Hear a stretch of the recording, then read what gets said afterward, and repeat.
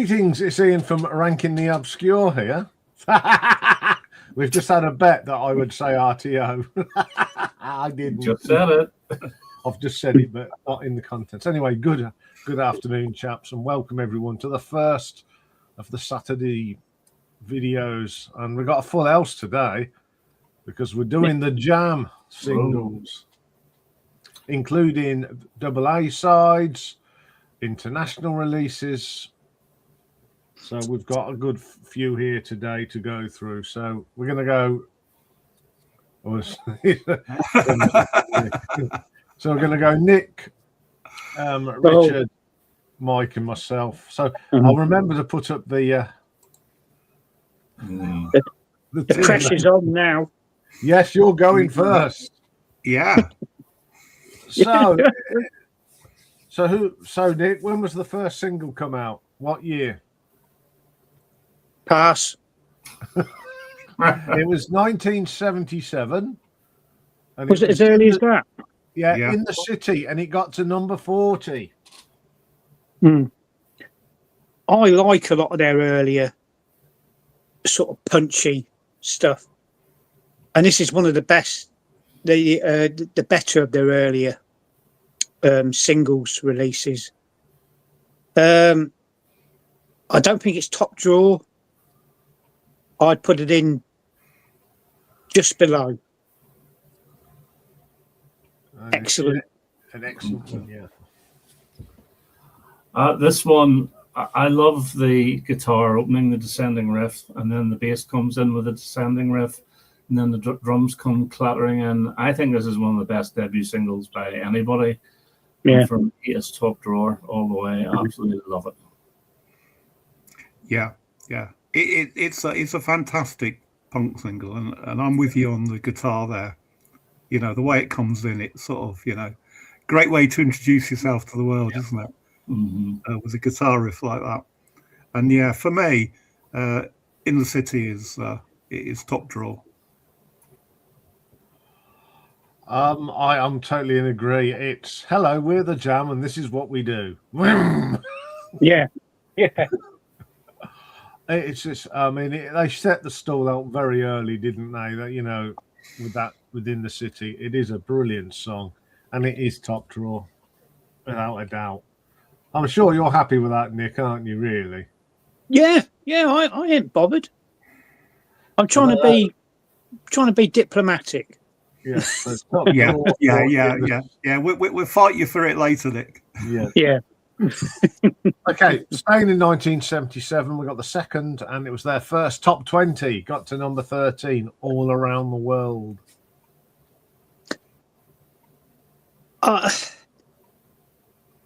It's a good one, a good early one, but I don't think it's a really fantastic one. I don't think it's as good as In the City.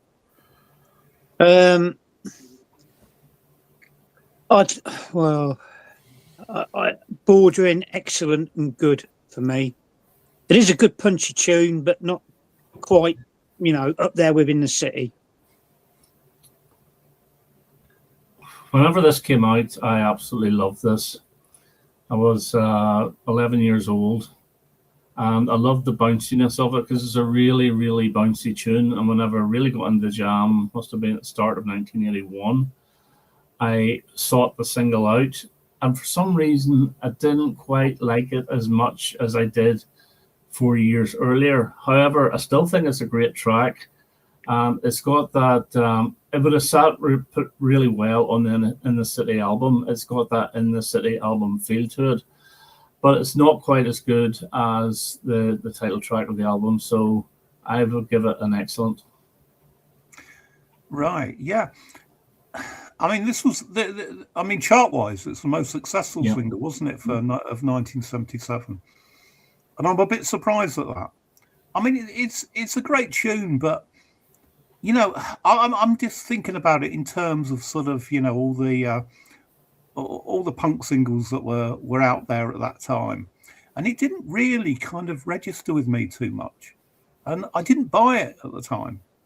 It was not till some time later that I actually bought the single, and it's a great tune, but it's not it's definitely not top drawer. And you know, I'm sort of with you, Nick. It's good to excellent. Yeah, I just feel this disc didn't have the same punches in the city, and I'm surprised it got higher than in the city. It's good, but it's not. It doesn't grab you, does it? It just. I mean, the planes on it is brilliant, you know, but I think it's hovering on good, excellent for me. So if I put it in excellent for now, and then we'll see what happens there, because it is a good song, but not, as I said, not as powerful. Okay, so the last one of 1977, The Modern World at number 36 in the charts. Yeah, another one of their great early punchy tunes. I like this one. Where would I put it? I think it's at the top of excellent. Could be top notch. Could be. I think it's a great catchy tune as well. But it's better than All Around the World. Perhaps not as good as In the City. Excellent, top of excellent, bordering top notch for me. Yeah, I would be the same as well. I would put it top of excellent. And call me an old fuddy-duddy, but I do prefer You're an old fuddy-duddy. I do prefer the single version because I prefer when he sings, I don't give a damn about your review, rather than I don't give two Fs about your review. And I just think the single sounds better. I don't think it's overly catchy, but I think it's just a really, really good song. And I think this one hit 30-something in the charts, which I thought was quite a good showing for it. But I think it's better than All Around the World, but it's not the top drawer jam for me. It's still excellent. So, yeah. So you know, this is their third and final single release of 1977, and it's the second best. So it fits in there somewhere between top drawer and excellent. Probably nearer to excellent, but it's a great punky tune. And again, it only just about scraped into the top 40. Yeah. Surprisingly, so yeah, I would say excellent. If I was pushed, I'd say excellent rather than top drawer, but definitely above All Around the World. Yeah, it's that opening thing. This is the modern world. You know, again, it's making a statement, isn't it? It is a great song. I mean, I love Bruce's bass line on it. It's chunky. It drives that song along. So, yeah, I think it's better than All Around the World, but it's not as good as In the City. So I think we'll put it into the top of excellent for now, but if we may move it, who knows? So we move on to a brand new year, 1978, and they had a number 27 hit with News of the World. Yeah, I really enjoy this one. It's Bruce Foxton doing lead vocals. I think it's a great catchy tune. Paul Weller does a great guitar solo in there.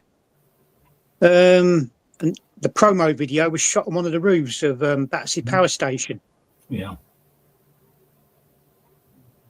I'd be inclined actually to put it in top notch. I really would. Ooh, right, okay. The one thing I don't really like about this song is it's a Bruce Foxton song, and granted he wrote it, so he should sing it. But I don't think Bruce Foxton's got the best lead vocals in the jam. I think if Paul Weller had sung it, it would have been better. However, the guitar work of Paul Weller is absolutely brilliant in it, and that's what really does make the song. And as you said earlier before we started filming, Iain, the use in Mock the Week actually elevates the song quite a bit, and a lot more people as well. But I can't put it further than good, top range of good. I just don't think it's a brilliant single. Could have been better if they changed the lead vocalist, but for me, it's good.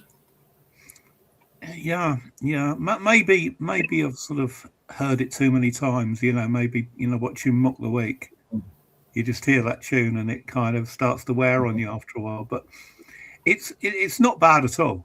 It's a pretty good jam single. But I would still find it difficult to get it into top drawer. I think it's good to excellent. Probably more excellent than good. No, I think it was very brave of them to release a single with Bruce Foxton singing. I think the problem was, Iain, that Paul Weller had writer's block at the time. And so they had no choice to take but one of Bruce Foxton songs, because you'll notice one of the B-sides is a Bruce Foxton song as well.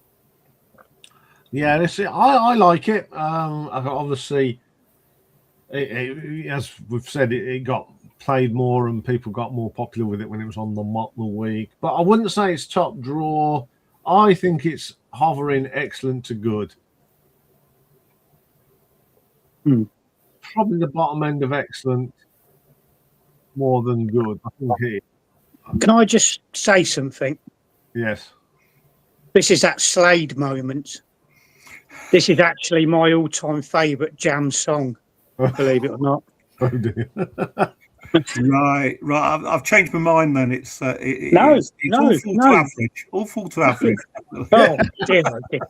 Right, you can go off, people, can't you? No, everybody's entitled to opinion, but it is actually my favourite jam tune. I love this one. I really do. Well, I think it deserves. You put it wherever you think's best. It doesn't bother me. Yeah. It doesn't bother me. Yeah, I think it's better than All Around the World. Yeah. It is. Yeah. So we'll put it in there for now. Okay, we've got a double A side next. We've got to number 25. The first one is the Kinks number David Watts. And on the other side was A-Bomb. Not A-Bomb, but an atomic bomb in Waldorf Street. Got to number 25. But this is, of course, David Watts, this one, because we'll do the other one separate. Yeah. Well, A-Bomb in Waldorf Street's not a bad tune. As far as cover versions go, I don't think it's too bad. It's a good catchy tune. I don't think it's top drawer. I think the excellent column, I think, could be rather busy. It's better than All Around the World. I'm torn between Behind News of the World and In Front of the Modern World.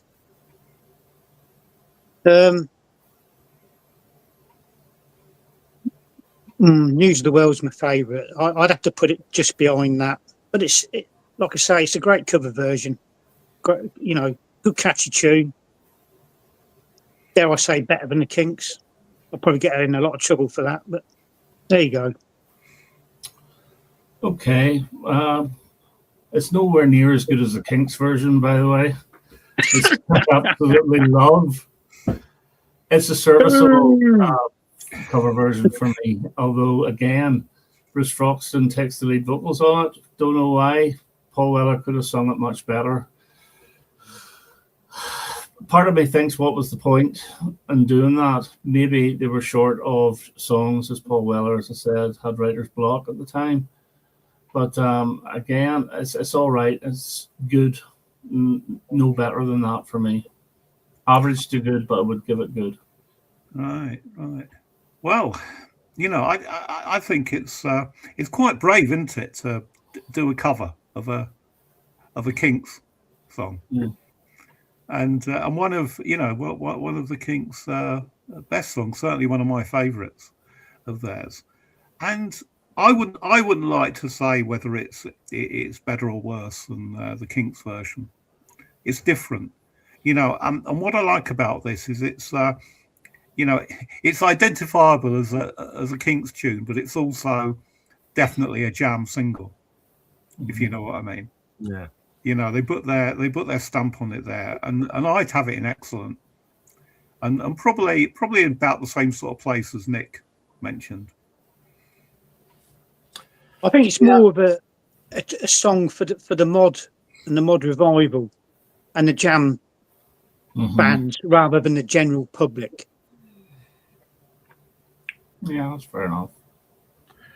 Yeah, I mean, I like it. I like both versions, but I always think it sounds a little bit like the Rolling Stones' "Let's Spend the Night Together." But Yeah, it's a bit like that. Now you mentioned it. But it is a good song, If you're going to choose a good Kinks song, this one, and as Nick said, it's sort of the mod revival. And I remember a lot of the mod revivals when I was a kid. They loved this song, and if you put it on at discos, they'd be dancing to it. So it became very popular. I think it is. I think it should go in excellent, just about there. So let's flip this at double A side and talk about the A bomb in Wardorf Street. yeah, good punchy tune. I think it's perhaps on a par with David Watts. I don't think it's any better, and I don't think it's any worse. But I think it's definitely perhaps a B-side song or a very minor A-side release at best.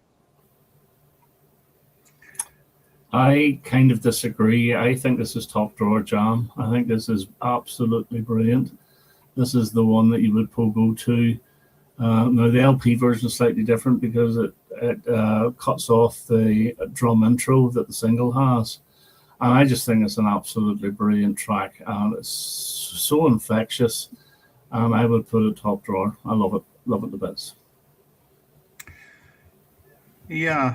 I mean, if I had to choose, say only one of these can be the A side, I would go for David Watts as the A side on this. But this, I mean, A Bomb in Wardorf Street is a great Jam single, and I would have bought it if David Watts wasn't on the other side. So I think it goes in excellent somewhere. Yeah, I agree. It's with you, Mike. It's a great song, and they complement each other. You've got this cover one side, and then you've got this brilliant song on the other. But it was safe, wasn't it? If one wasn't as popular, the other one might have done. But it was a good selling ploy. Put two great songs on, and I think it should go in excellent as well. But where in excellent? Ooh. I'll put it next. I think it's better than All Around the World. So Yeah. Put it in there. Okay. Last single of 1978. This should have got higher than number 15 in my books because it's a brilliant song and it's down the tube station at midnight. Yeah. One of their signature tunes, really, isn't it? Yes.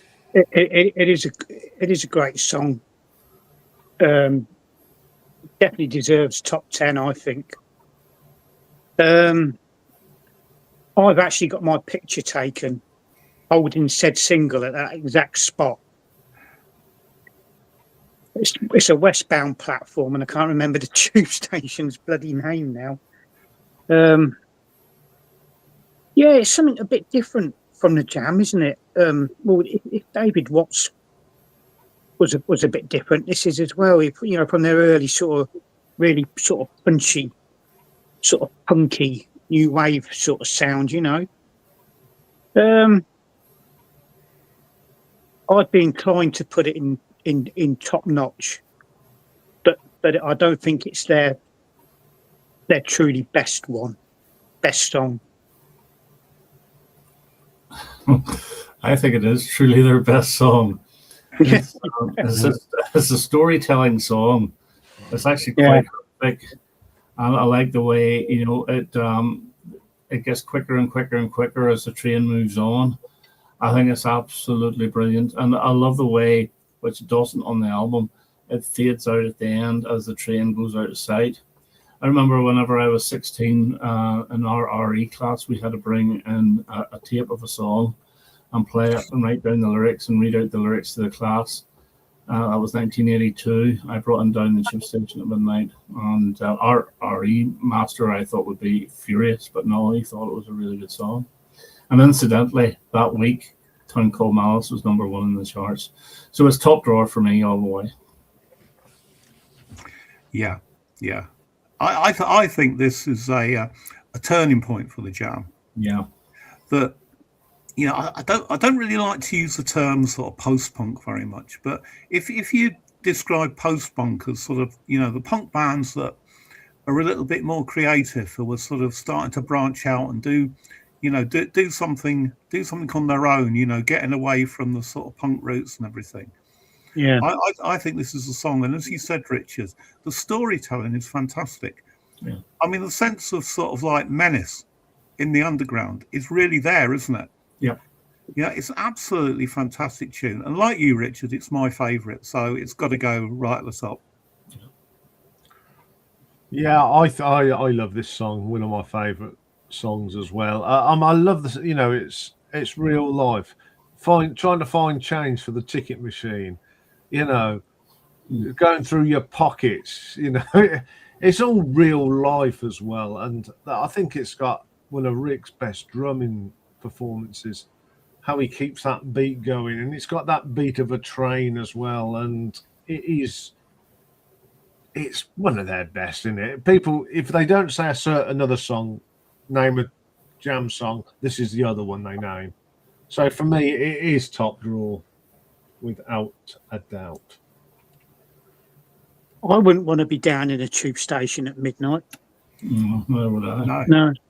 Especially if it's a bloody werewolf chasing you. Yeah. Well, that's another story, isn't it? Yeah. Yeah. If I can remember the name of that tube station, I'll tell you. Is it the Bank? No. It's a popular one. Well, we'll keep thinking. I'm sure by the end we'll have it. Okay, we'll move on to a new year, 1979. The first single they released there in that year. This one also got to number 15, and it is Strange Town. Yeah, another great catchy tune.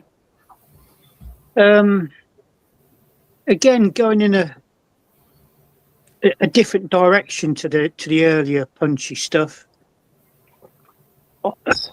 I don't think it's excellent though.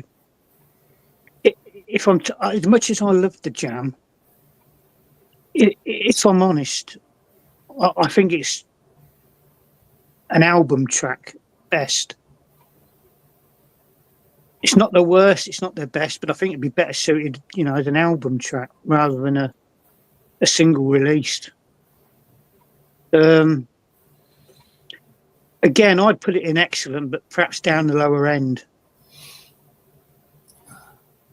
I honestly thought that would have been your favourite, because to my ears, there's always a tiny, tiny, tiny little bit of a ska feel to that song. Maybe it's just me, but I love it as well. But whether it's at top drawer, it's either top end of excellent or lower top drawer. It actually got on the Setting Suns LP in America, and it just does not fit there at all. But I'll give it top end of excellent for me. Strange Town. Yeah, I mean, this is a song that wasn't really that keen on, I think, when it first came out, but it's really grown on me over the years, and I've come to really appreciate what a cracking tune this is.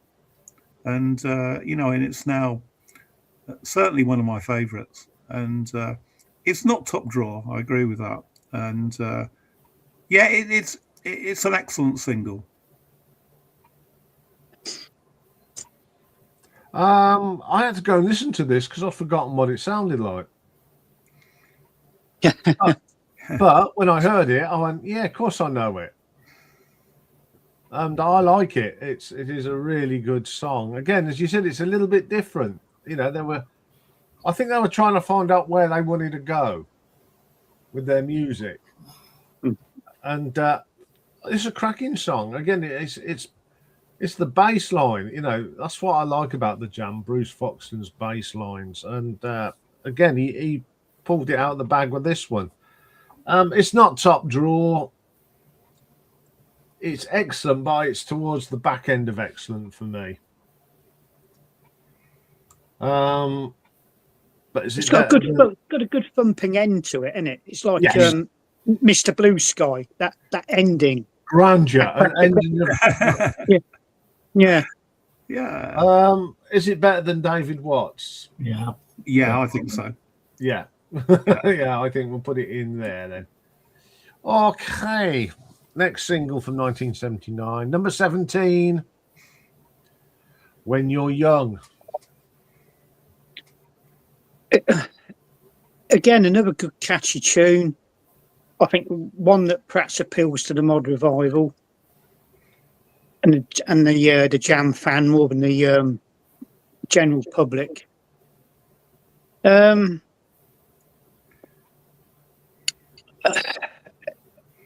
Again, it's not their best. It's not their better. It's certainly not their worst. I'd have to put it in excellent. I think it's better than All Around the World. Better than David Watts. I'd put it between David Watts and Strange Town.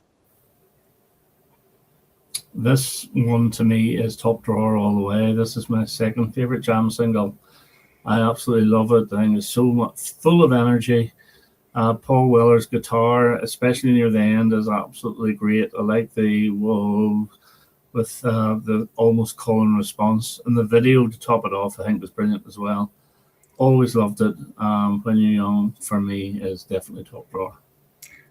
Right. So this is where we fall out a little bit, I think. Mm-hmm. For me, I think they're, I think they're going through the motions a little bit on this one. It doesn't really do it for me. I think it's quite a forgettable tune. It just doesn't. It doesn't quite do it for me, and I would have to say, good to excellent, and more good than excellent at that. Yeah, they're not. I'm with you, Mike. It's not particularly one of my favourite songs. It's a little bit mediocre, and as you said, they've just gone into the studio and recorded it because they've got to. There's no there doesn't seem to be no passion there in that at all from nobody, and I think it's a good to the bottom of excellent. Ooh, where do we put this one? Well, I think it's got to go in excellent somewhere, hasn't it? Yeah, I think All Around the World's better than this. Ooh. Yeah, so I'll put it there for now.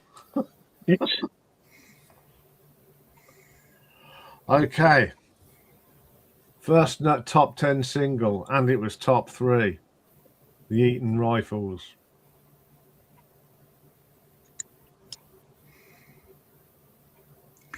Yep. I've been playing this one actually.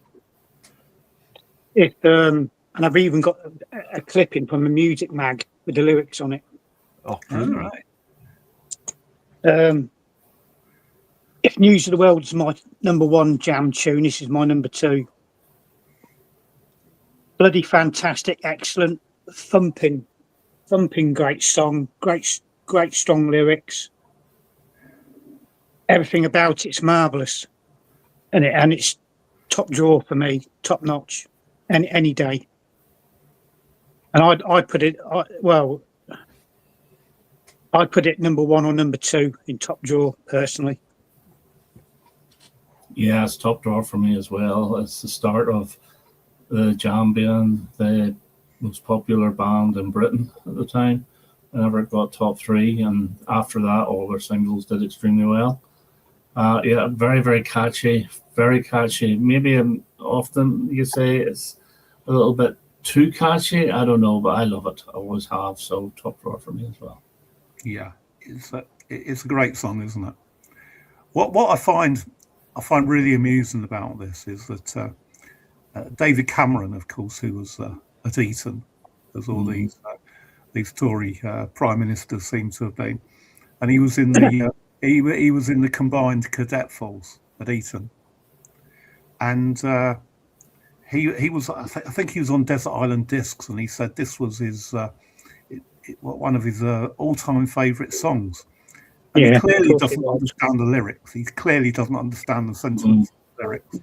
Yeah, because I think Paul Weller's had a few things to say about David Cameron's fandom. yes. he's not that keen, but I absolutely love this, and it's one of my favourites, and it's top drawer somewhere. But I mean, the two we've got up there already. I wouldn't like to say where it fits in that 3. But yeah, it's bloody excellent. Deserved to be top 3. It deserved to be number 1. Yeah, it's top drawer all the way. This one, it's. I remember the first time seeing this on Top of the Pops, and it just blew my head away. And it is got to be one of my favourite singles of 1979, let alone the decade. It is just thumping. So it is going in top drawer. And I'm going to be controversial. I'm going to put it there because I just think it's brilliant. Okay, new decade. And they start the new decade. They have a double A side. So we'll concentrate on the first one. It got to number 1, I think, purely on this song. It's, of course, Going Underground. Yeah, I'm like a lot of people in Britain. I'd never heard of the Jam until this song appeared, and what a belting tune it is. It's probably their signature tune. If you already mentioned, if you ask people name a Jam song, and Dan, I think that people would say this one first. Yeah, Going great belting song, and this is the one that got me hooked on the Jam. Excellent all the way. Perhaps number 1. So you put in an excellent or top drawer? Oh, top drawer. Sorry. All right. Top drawer. Yeah. I got a bit overexcited. Well, I'm top drawer as well. I love it. And it went straight in at number 1 as well. All right. Which is some feat. I don't think anybody had done that since Slade back in 1973 with Merry Christmas, Everybody. I think. No. Well, I could be wrong. But yeah, top drawer track. Absolutely love it. That's all I can say. Yeah. So they followed one great single with another great single, didn't they? Yeah. And yeah, it deserves to be number 1. And you guys have said it all already. And I think it's in top drawer. Don't think it's as good as Eaton Rifles though. This could be on a par with it, couldn't it? Oh yeah. I mean, there's a fag paper between them, I think. Yeah, my favourite Jam song. Straight up. As the first time I heard it again, it blew my socks away. I thought Eaton Rifles blew my socks away, but this one is just a magnificent. I mean, I had it and then I brought it, someone nicked it, and I think I got it at Leeds. I probably played over the top for it, but I just wanted it. Right. As you do. My collection didn't feel right without it. But I do play this single a lot. I love it. It's top drawer. of course. And I'm going to put it there for now. Okay. Another number one, second single of the year and another number one, and it's Start. Hang on, no. Dreams of Sorry, Children. we've missed out Dreams of the Children. Sorry, I'm getting excited now. Yes, the other side of going underground, isn't Yeah. it? Yeah. Yeah, so Dreams of the Children, Nick. I prefer this to the A-Bomb in Wardour Street double A side tune. Great catchy, sort of weird. It's got weird, different. They started off with punchy punk stuff. Then they kind of changed direction a bit, and this one seems to have gone back in direction a bit, and the following single has as well. I quite enjoy this one.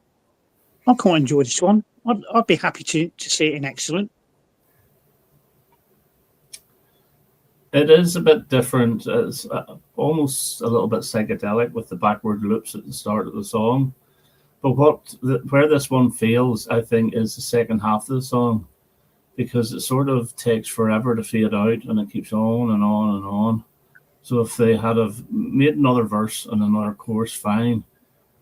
But otherwise, it's not bad. Again, good for me. That's it. That's the highest I would put it. Right.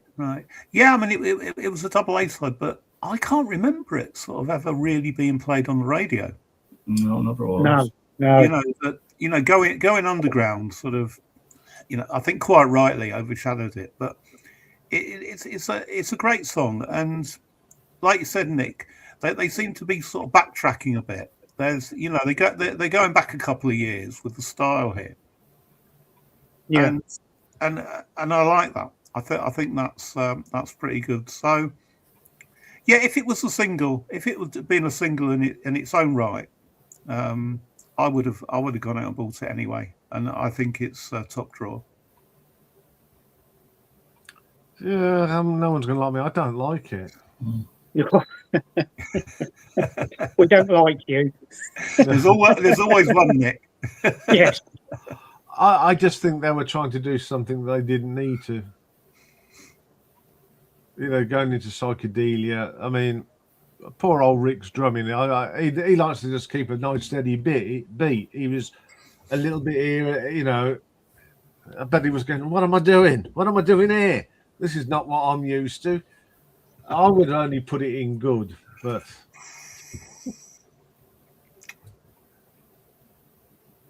so it needs. You must do what you feel. Yeah. Okay, we'll put it because you guys all like it. I don't, so we can't put it on top drawer. So we put it at the bottom of Excellent and sort of go from there. Yeah. When this finishes, Nick, you get in your car and go around there and sort him out. Yes. I know where you live. Okay, now we can talk about their second number one of 1918. Their second number, Start. This is a different, quirky one, isn't it? Something totally different to their first number one hit, Going Underground. I really don't know what to make of this one. I've never been a great fan of it. It is a good, it is a decent enough catchy tune. But I know somebody's bound to disagree with me. I think it's an album track at best.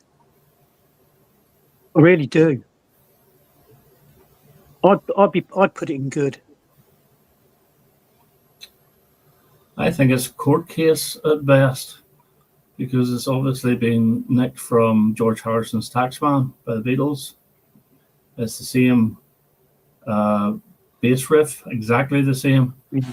And why they weren't sued, I do not know. But I like it, but I don't think it's that brilliant either. And I'm going to put it in good. It's the Beatles. We don't care. Yeah, exactly. That says it all, doesn't it? Yeah. I don't see this as a jam single, really. It's so sort of out there, compared to everything else they've done. And I mean, there's some different styles in there. you know, the stuff we've discussed already and some of the stuff that's to come. But this kind of sticks out like a sore thumb to me. And, you know, was it number one, you know, on the back of the previous number one? I think it probably was. And I would say it's good at best. It's as if we've just put out a good, powerful, punchy tune. It's hit the top of the charts. What do we do now? Do we try and play it safe, or do we keep, do we do something else that's really thumping? It's a weird one, isn't it? Mm.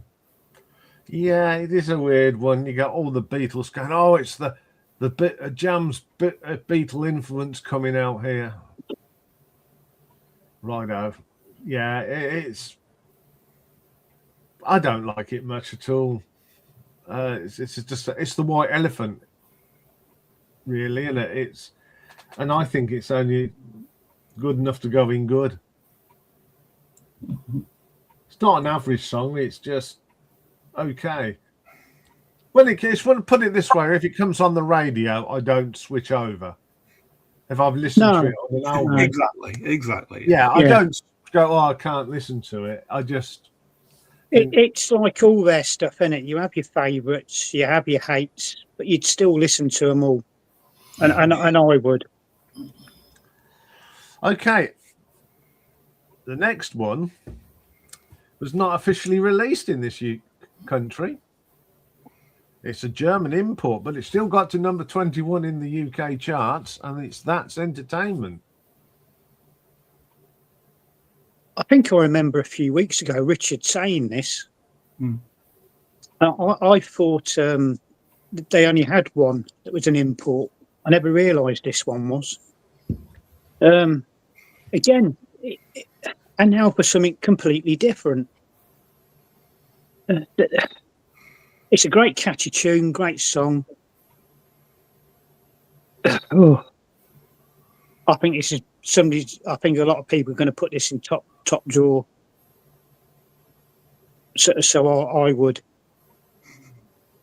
Yeah, this one does get into top drawer for me. It's one of those life observation songs that tells us a bit of a story, and it's just all acoustic and bass, and it works so well. And the backing vocals with the la la la's and Bruce Foxton backing vocals, great backing vocalist, not great lead vocalist. So for me, yeah, this is top drawer. This, I think, should have been the actual British single to start off the album rather than start. Yeah, it's it's a strange one because it's I mean the lyrics are very sort of 1980s, but I think the tune is quite 60s. Mm-hmm. And it kind of works, and it's one of my favourites. It's always been one of my favourites. And I suppose, the fact that it wasn't an official release sort of really explains why it only made number 21. Mm-hmm. I'm sure if they put it out officially in the UK, it would have been number one. And I'd say it's top drawer. Yeah, I can't. Everyone said something, and I do know this is one of Rob Walker's. I think this is his favourite Jam song, or one of his favourites, because he put it in the singles competition. So, yeah, it belongs in top drawer. I think it's just very 80s lyrics about the struggles and everything. What was going on, they summed it up in that very simple, simplistic song. As Mike said, it's got that 60s groove to it. It's definitely top drawer for me. Okay, we've got another song from we got to number 4, so they're getting a few top 10s now, and it's Funeral Pyre. Again, and now for something completely different. I absolutely love this tune. It's an absolute belter. I think it divides a lot of people. Mm-hmm. I particularly like the sort of drumming at the end. You got that sort of drum type sort of solo at the end.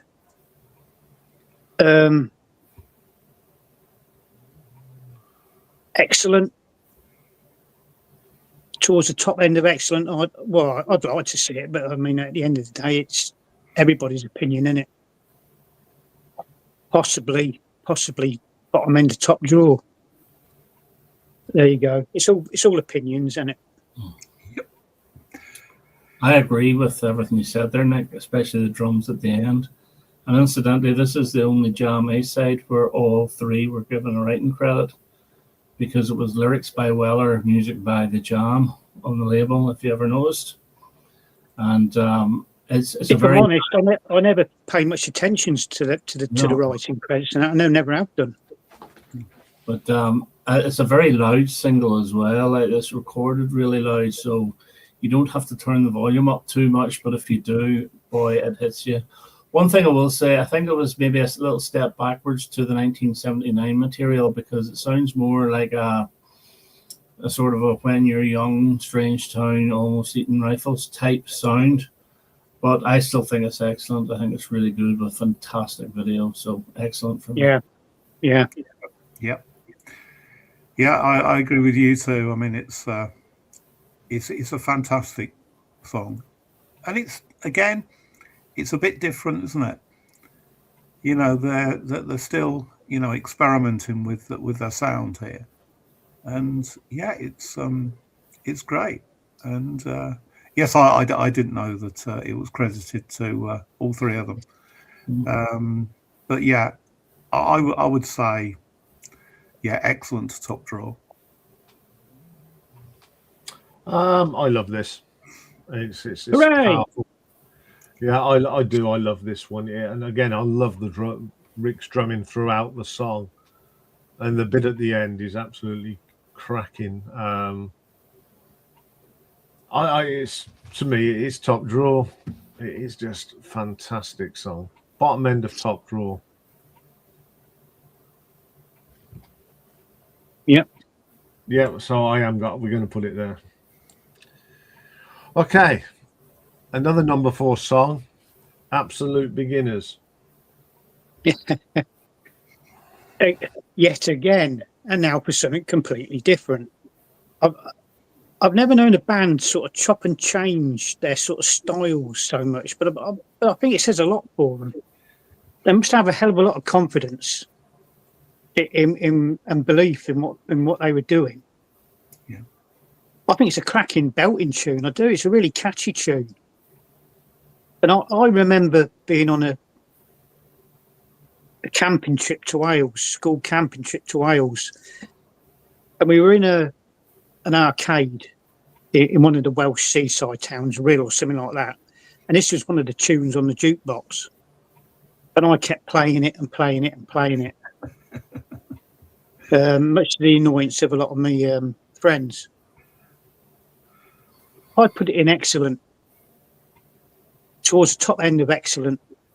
I think it is. It's an absolutely cracking belting tune, and again, totally different direction. This is miles away from Funeral Pyre. I have a real soft spot for this song, although I do think it's rather clunky with all the horns, and I think it's maybe a little bit out of tune in places, but I love it to bits. The B-side of it is actually even better, called Tales from the Riverbank. Yeah, I remember that. But I can't put it in top drawer. My heart says put it in excellent. My head says just put it in good. But I'm going to go for excellent. Yeah. I mean, this last sort of couple of years. I think that you never knew what you were going to get with the Jam, but invariably it was going to be something really, really great. And this is a case in point. I really love it. Is there anything to do with the film? No, because that's Bowie, isn't it? That was Bowie, yeah. I didn't think it was, but I love it. I wouldn't put it in top drawer, but it certainly belongs in excellent.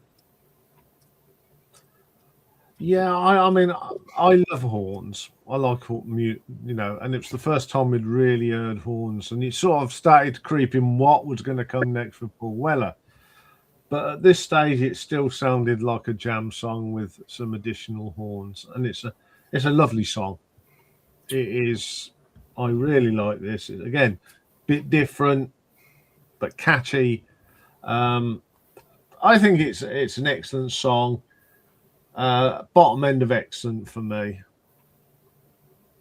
Oh, Yeah, it's higher or lower? yeah. I can't put it anywhere else.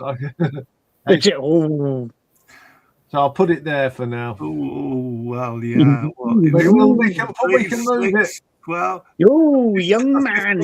The 15th best jam single. Oh, I don't know about that. Anyway, we'll talk about that later. Yeah, I think so. 1982. Then they start off with a number one, A Town Called Malice, and this is a double A side. Absolutely belting song. This is on a par with Eating Rifles and Going Underground. Cracking tune. And I remember canoodling with my schoolmate's sister while this was being played on Top of the Pops. Yeah, rather interesting times. Top drawer for me. Yeah, I really like this as well, although it does steal from You Can't Hurry Love, especially the start of it. And just play Phil Collins's version of it and The Town Called Malice. It's hard to tell which one's which. But it is a cracking tune, but excellent to top drawer. I would say the top end of excellent, not quite top drawer for me. Yeah. I think if this had been the last single from the jam, it would have been an absolutely cracking way to go out, wouldn't it? Yeah. Absolutely brilliant. I love this. This is the last of their really, really great singles, and it's top drawer all the way for me. You know, and it kind of harks back to, 1977, 78 again, doesn't it? Mm. You know, it's got that vibe to it, and I absolutely love it, and it's got to go in top drawer, Ian. It is going in top drawer, Mike, because I love this. I agree. This is the last of the great jam singles. I love the quirky keyboards. I think they really add to this. You know, without them, it'd have been a good song, but that keyboard line is brilliant, and Paul Weller's vocal is spot on. It's a brilliant track, and it's going in top drawer, and it's going there. Okay, as this was a double A side, on the other side was Precious. For me, at best, it's an album track. I've never been that keen on it. It's kind of, well, I say it's not exactly instrumental, is it? It's heavy on the instruments, isn't it? And not so much on the lyric content, I think. Well, unless I'm thinking of something else, I don't know. I'm losing my mind. Yeah, I think it's better than Start. I'd put it in good. It's really just a dance track, really, for 12. Yeah. Sounds a bit like Pig Bags. Papa's got a brand new pig bag. Yeah. And it's got a bit of a Spandau Ballet, Paint Me Down, chant number one feel about it. You know, it should never have been a double A side. I'm putting good as well. It's not bad, but if you hear the 12-inch version, which is extended, it would fry the head off you. So it would. So good to average, and I'll put it in good. Yeah. I mean, it doesn't deserve to be a single, and I think it wasn't really, was it? Because well, they did perform it on Top of the Pops.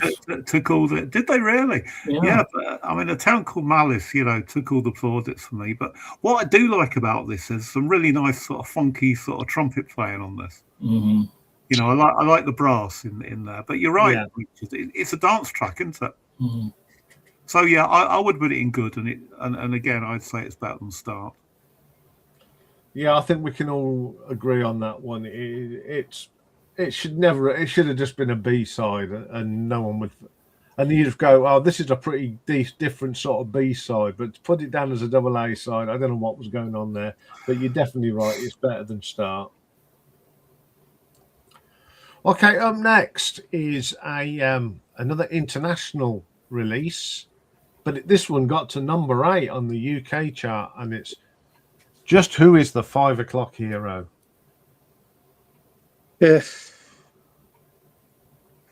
Well, for me, I think this was the beginning of the end. This is, to me, is quite style council-ish. I've never been a fan of it. I love the jam, and I've got the record, and I do play it, but I'm not exactly a fan of it.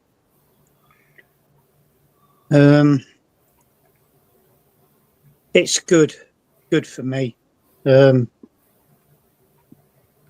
than Start. I'd put it at the top end of good, but I wouldn't put it any higher. I think it's a decent enough song, but it is an LP track. And it's one of those life observation songs. Again, it's got a nice little sort of acoustic strum to it as well. But it's not brilliant. It's good as well for me. Yeah. I mean, like I said, I think, Town Called Malice would have been a great way for the jam to sort of bow out. And to me, this song kind of, it sounds like, Paul Weller's got his mind on other things. Yeah. Yeah. It's the beginning of the end. And I don't really like it much at all. It's got to go in good somewhere. I think I might even put it below Start. Oh, I would as well. Yeah, the writing was on the wall when you heard this. You think, oh dear, this is not what I bopped around to 10 years ago. No, it's not. Is it? When you listen to the first Style Council tracks, you go, yes, Paul had a lot more influence on this. It's not a very good song. I would put it in average. I do like the horns, and that's about it. The rest of it, it's a real poor jam song, but a sort of okay Style Council song in my books. So everyone thinks it's good. I'm the only one going average, so I'm going to put it at the bottom of good because it's certainly better than. It's not as good as Start is. And that's saying something. Okay, we're getting to the last two now. The second last single got to number 2, The Bitterest Pill I Ever Had to Swallow. Again, and now for something completely different. It's a bit of a lovey-dovey type song, isn't it? It's not something you'd expect from them. But it's still a good song. It's still a good tune. It's better than Just Who Is the 5 O'Clock Hero.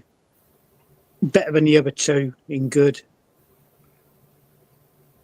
I'd put it at the bottom of excellent, if I'm honest. I don't think it's as good as Absolute Beginners.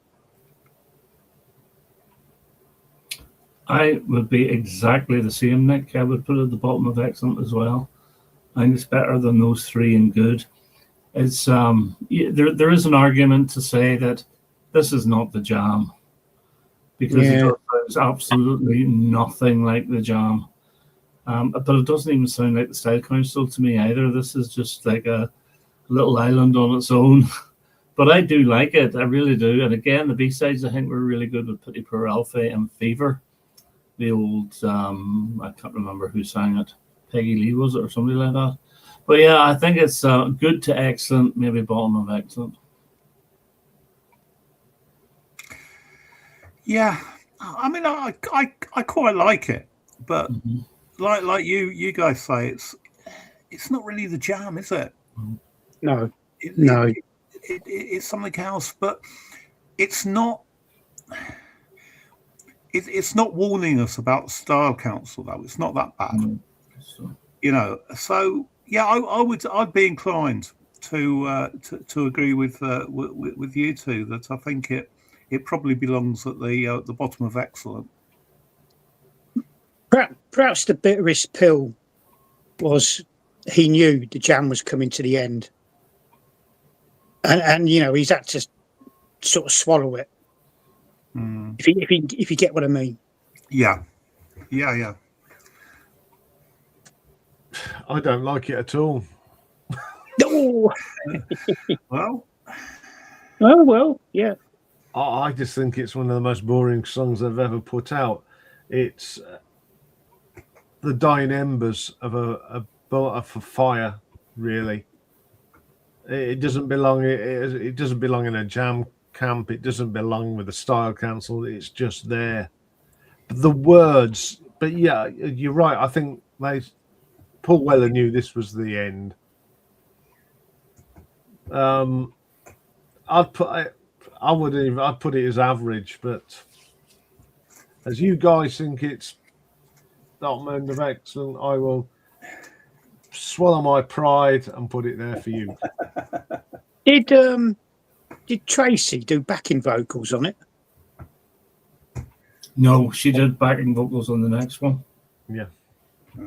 Yeah. I knew that. I just wondered, that was all. No, I don't think so. So we come to their last single, and it got to #1 for them, and it's Beat Surrender. This is a bit of an elephant in the room, isn't it, with a lot of folks? I suspect it could be here today as well. I think it's a cracking tune.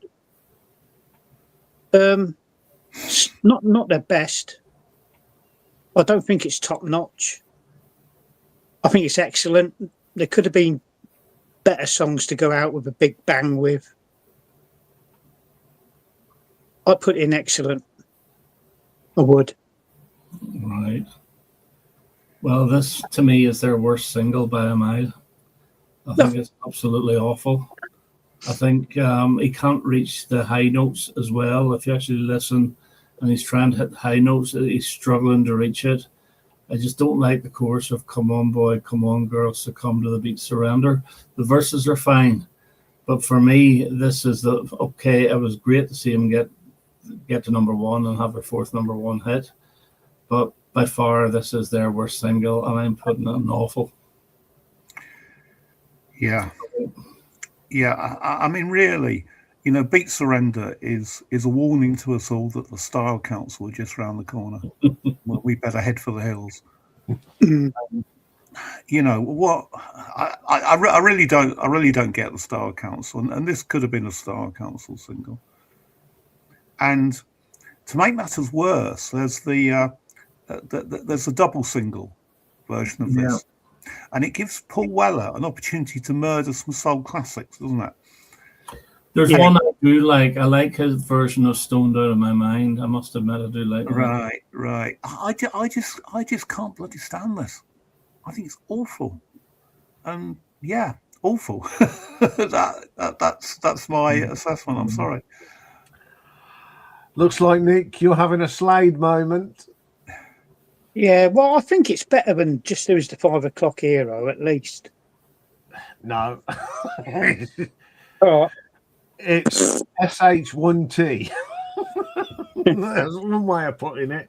It is. It's awful. Yeah. Do you know there's one thing about this tune that really gets my goat? And when Paul Weller says the word succumb, he says succumber. Yeah. Yeah, there's that. He pronounces a B at the end, and it really gets my goat. That there's just something about it that perhaps he meant to say cucumber. Yeah. Yeah. The other choice for cucumber to the Beat Surrender. Yeah. The other choice for the last single was "A Solid Bond in Your Heart," which I think glad they didn't go with, because I have to admit I do love the Style Council's version of that. That was their 4th single, but that was written in the jam days, and they went with "Beat Surrender," which says that's not good. Yeah, so I'm sorry, it is going in the awful, because it is. As far as I'm concerned, they should have stopped making singles at Town Called Malice, because nothing really lived up to that. So there we go. So Definitely Offbeat Surrenders on its own. What about the good ones? Do you think we've got them right? Precious Start and the 5 o'clock Hero. Yeah, yeah. That I would nearly be tempted to put Precious down to average. Yeah. Yeah, maybe. They certainly don't deserve to be any higher, do they? Okay, well I'd that's put Precious so in Precious average. in average. Yeah. Yeah. Now, what about Start and the 5 o'clock Hero? Do you think they should be the that's other way fine. around? No, leave them. No, I think they're okay. Okay, now we've got the excellence here. Well, I say When You're Young, but that's not going to go up. But I would like it to go up, but it's not going to. Absolute Beginners. This was the one. Where would you think that should go? Where it is. No, actually, I think it's better than The Dreams of Children, but Mike would disagree, I think. I don't know. I'll be happy for it to be promoted a little bit. Oh, do you think it's better than All Around the World? I do, but I would bring All Around the World back to second last of excellent. Yeah. I think that's it. Yes, That looks a bit better, doesn't it? Because as much as I'm not a big fan of Absolute Beginners, I think it is better than All Around the World. Yeah. Okay. Are we all happy with everything else? Top Drawer down in the tube station should be within the first three. I think so, yeah. You can put it in after going underground if you want. Yeah. I mean, quite honestly, I think those Top Drawer singles are really quite difficult to separate. You know. Yeah, they are. yeah, they're good, strong records, aren't they? Yeah. Every one of them deserves to be in the Top Drawer category. Yeah, it's nice that their debut single and their very last number one are in that Top Drawer. You know, I can't pick, as you said, you can't put a fact paper between. You're actually wrong, Iain. Their debut singles in Top Drawer, their last number one singles in Awful. Oh, yeah, sorry, it is. And their last great song, Town Called Malice. Yeah. Pay attention. Yes. Yeah.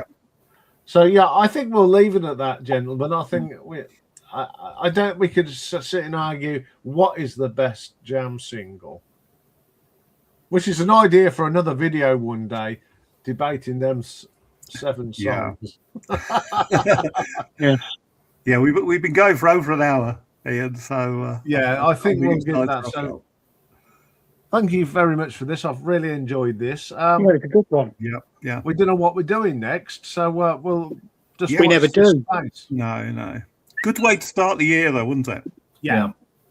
Everyone loves the Jam, so let's get rid of the thing. Well, what I'm thinking of, if you do the Jam, I know, Nick, you're not going to like this, but what about the Clash? That would be an interesting one. Yeah, should we talk about that after? Yes, I think so. Yeah. Yes. So it's goodbye from me. It's goodbye from them. Yeah. Okay, we'll see you all soon. Yes. Cheerio. Yeah. Bye for now. Bye. Bye, everybody.